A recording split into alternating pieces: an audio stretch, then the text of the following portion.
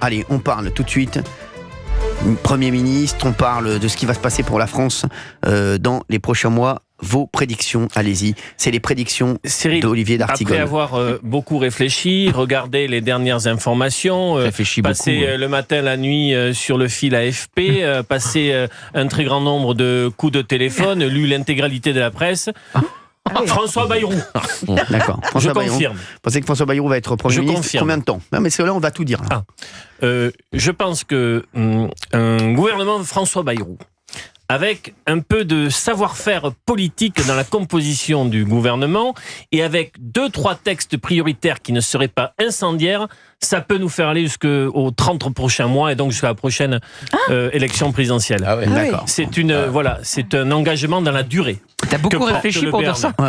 Appelez-nous, tiens, dites-nous à votre avis ce qui va se passer. 01 80 20 39 21. Et bien entendu, si vous pensez que Olivier d'Artigol rêve, vous n'hésitez pas. Bien entendu, vous nous appelez directement. Alors, on va demander à Fabien Lecœuf. Tiens, il va nous dire, nous, Michel Thor va être Premier ministre. Je vois bien. Non, mais c'est vrai. Je vois bien Patrick Hernandez de Born to be Alive. Oui, moi, je reste sur Le Cornu, qui, je pense, est de loin la bonne idée. Mais il a 60%, il a prévenu. Ouais, c'est 60% de phrase.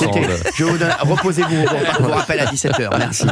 Valérie Benaïm, attention, ne copiez pas. Non, alors moi je pense et étonnez-nous. Non, mais l'option Bayrou me semble intéressante et j'y crois. En revanche, je ne suis pas aussi optimiste qu'Olivier. Les 30 mois, je n'y crois pas du tout. Je pense qu'on va jusqu'aux législatives en juillet. D'accord. Oui. Très bien. Gauthier Lebray. Alors déjà, je pense que la réunion du jour là à l'Élysée avec les partis de gauche et les partis de droite, justement, c'est ma question du jour aux auditeurs d'Europe 1. Le président de la République voit donc énormément de gens aujourd'hui, sauf les représentants du RN et de la France Insoumise. Absolument. Est-ce que vous trouvez ça normal?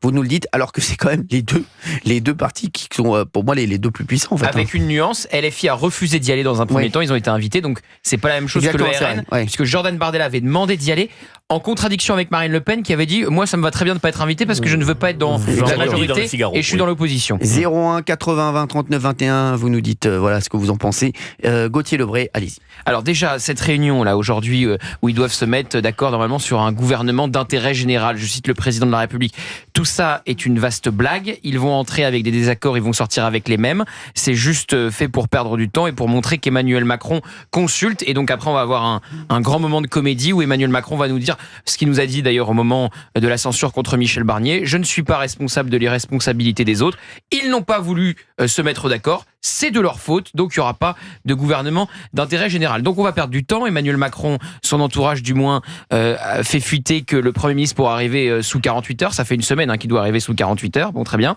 Donc mettons qu'on ait un Premier ministre avant la fin de la semaine, moi je pense qu'il n'arrivera pas, c'est la théorie que je tiens depuis le début, à sortir du socle commun, donc des Républicains, des macronistes avec la potentielle censure du Rassemblement national, et dans ce cas de figure-là, il y a deux noms qui reviennent, Vautrin ou Lecornu, et moi j'ai une préférence pour Sébastien Lecornu, soutenu par Bruno Retailleau qui veut rester ministre de l'Intérieur, soutenu par Nicolas Sarkozy, c'était dimanche à l'Élysée, et c'est celui vous savez qu'il était dimanche à l'Élysée? Alors déjà je l'ai su grâce à des informations d'Europe 1, et puis ça a été confirmé par le Figaro. Très bien. Voilà. Vous voulez que je le dise comment je l'ai su? Non, pas du tout. Non, surtout. Non, si vous l'avez su, vous êtes bien informé. Bravo à vous. Et donc il soutient Sébastien Lecornu. Il soutient Sébastien Lecornu, Nicolas Sarkozy, avec une potentielle promotion pour Bruno Retailleau qui pourrait être promu numéro 2 du gouvernement. Mais je ne vois pas comment il fait autrement que de rester dans ce socle commun LR macroniste. Ensuite, Sébastien Lecornu, donc c'est ça que je voulais dire, c'est celui qui connaît le mieux Marine Le Pen par rapport à Catherine Vautrin. Donc ça aurait plus de sens de mettre Sébastien Lecornu, même s'il se prend, je sais, des tirs de barrage de Gabriel Attal qui dit il est trop présidentiable.